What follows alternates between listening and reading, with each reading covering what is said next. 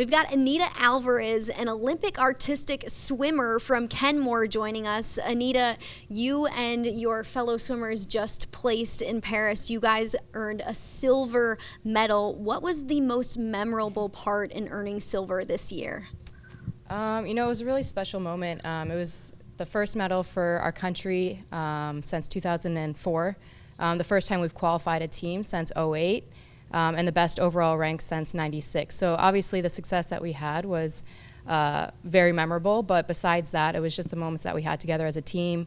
All of our family and friends there watching after Tokyo was empty stadium, so that was really special.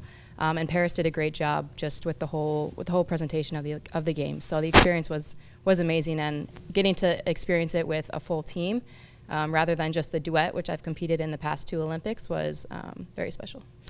I'm sure it was so awesome to head over to Paris with so many fellow USA Olympians. The group that you guys had on that boat coming in, introducing and kicking off the Olympics. So many people from the US got to represent in so many different sports. And you're not just representing the US, you're also representing Buffalo. What is so special about getting to do something like that? Yeah, so I grew up in Buffalo, but I moved away to train full-time when I was 16. So, I've been gone for a while now, but the continued support that I've always felt from back home has been unimaginable. It's been so special. Every time I come home, friends, family, old teammates, coaches, teachers are always cheering me on, supporting me, but even more than that, just random strangers who I've never met before. So it's a city of good neighbors for a reason, and you can feel that. I can feel that all the way across the country in California, and every time I come home. So definitely very special to, not just represent USA, but also Buffalo. Artistic swimming is such a unique sport. I'm sure a lot of people don't know the type of work that goes into a sport like that. What is the hardest part of artistic swimming? It's always hard for me to pick. There's so much. I think there's so much more that goes into it than people think. You're obviously the obvious parts of being underwater, holding your breath for long amounts of time while also exerting your body at maximum efforts.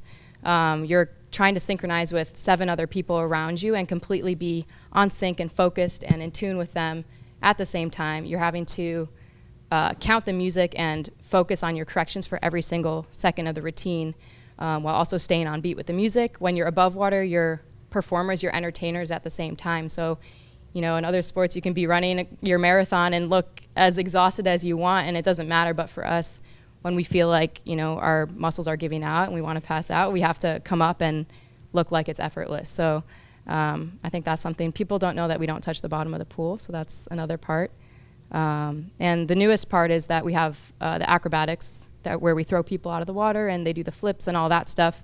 They've gotten a lot more intense over the past few years, so I think that's a really difficult part because it's like gymnastics, but we're doing it in the water without a solid ground.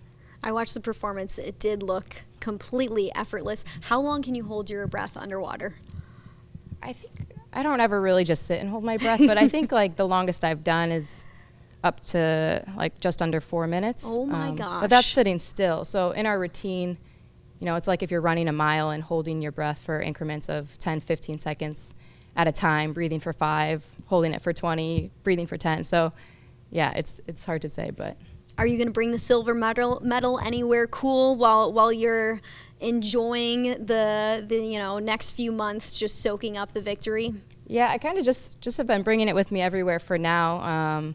Everyone's like, oh, you have to go put it in your box and, keep it safe. But, mine already is ripping up here. I've dropped it a few times. But I want everyone else to get to enjoy it, too, because especially my family and friends, they've been a part of this. And it's, that's a whole part of it, is getting to share it with everyone. So I'll take it around a little bit everywhere I go for now, and then we'll, keep it at home after that. When did you start cheering for the Bills as a Kenmore native? I'm sure it was in your blood, but do you remember your first few years as a Bills fan? Yeah, ever since I was born, my whole family's huge Bills fans. And, my club team that I grew up swimming for actually did a lot of work with the Bills. They had a fundraiser, so my parents used to work the concessions at the Bills games all year, so to help me make money and raise money for our club team to be able to get to where I am. So being back here with the Bills is, full circle moment. That's so cool. Why are you excited for the season?